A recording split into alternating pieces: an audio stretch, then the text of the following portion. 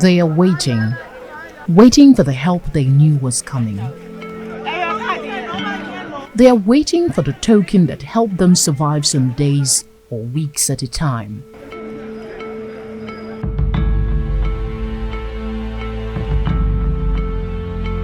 This is Mary Okechukwu, a nursing mother.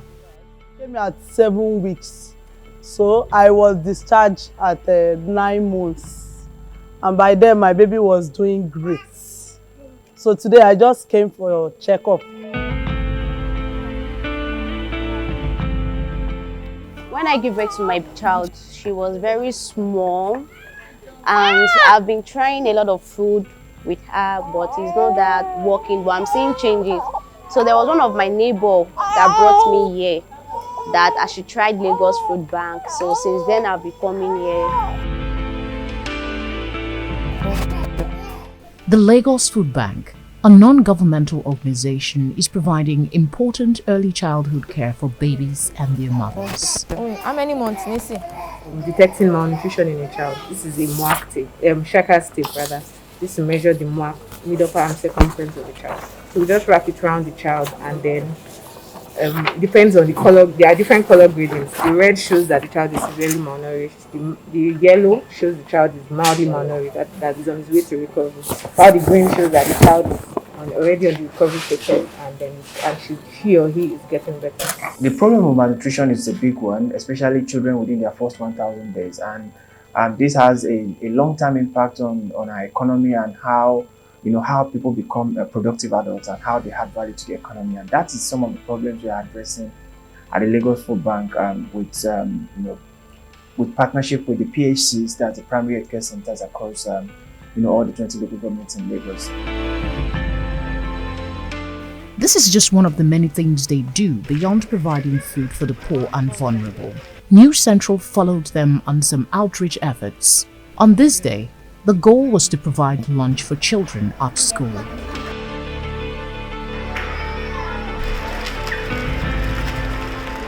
We provide meals to primary school students in low-cost communities specifically. When I say low-cost, I mean these schools, they pay about 50 naira, 100 naira per day for these students to attend classes. It saves the parents as in the cost of money of buying food for lunch, as in break time food. Some of them that don't like coming to school, now they are coming to school frequently because they know any food is coming to do them something every Tuesday and Thursday.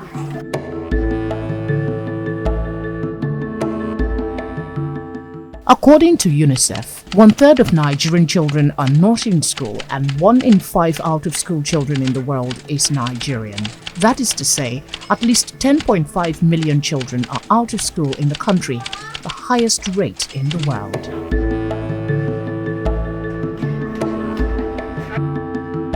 Using the World Bank's income poverty threshold of $3.20 a day, it is estimated that the number of poor Nigerians will increase to 90 million, or 45% of the population, in 2022, putting Nigeria's poverty rate at 71%.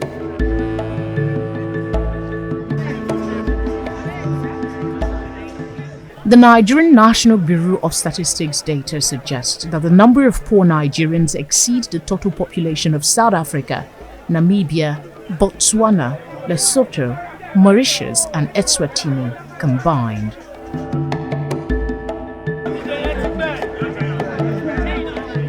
Government's efforts at addressing the situation have gotten mixed reactions that mostly leans towards they can do better. While the verbal condemnation continues, the number of people being pushed into poverty continues to rise.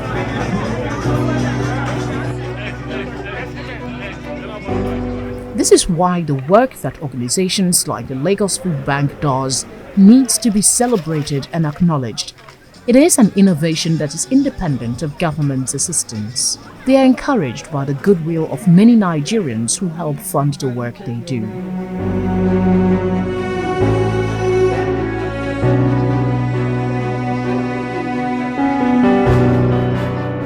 part of ways in which we want to drive food security is not only focused on giving direct food to our beneficiaries.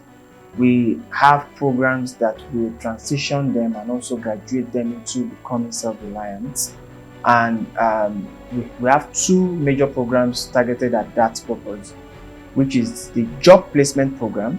The job placement program identifies the skills our beneficiaries have, and then with the pool of our volunteers, we help them create CVs and then marry their skills with menial job opportunities that are out there by advertising their skills, because we realize that most of them have skills, but what they lack is the market for the skills.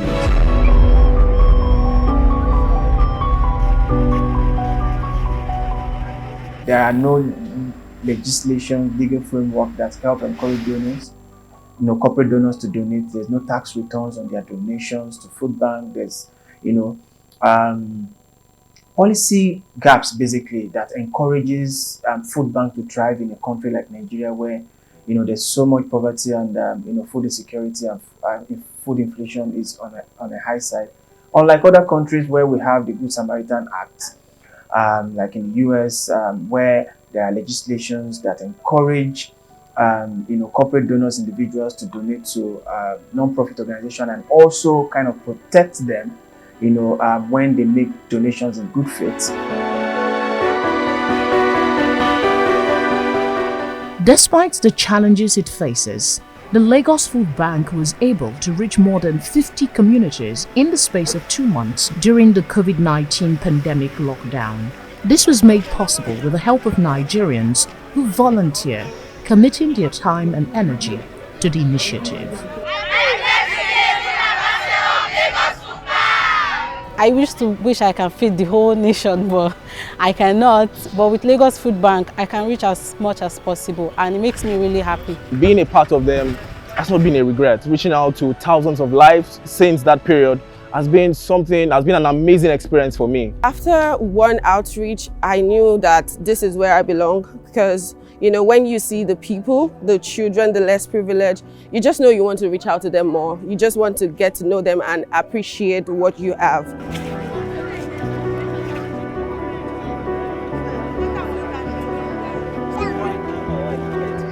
How many of us care enough to volunteer, to commit to helping those less privileged?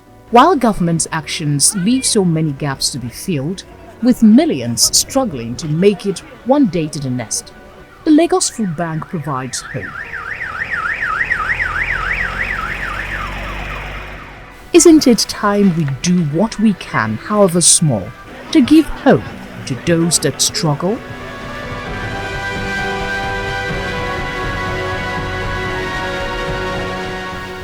Felicity Eziwike for News Central.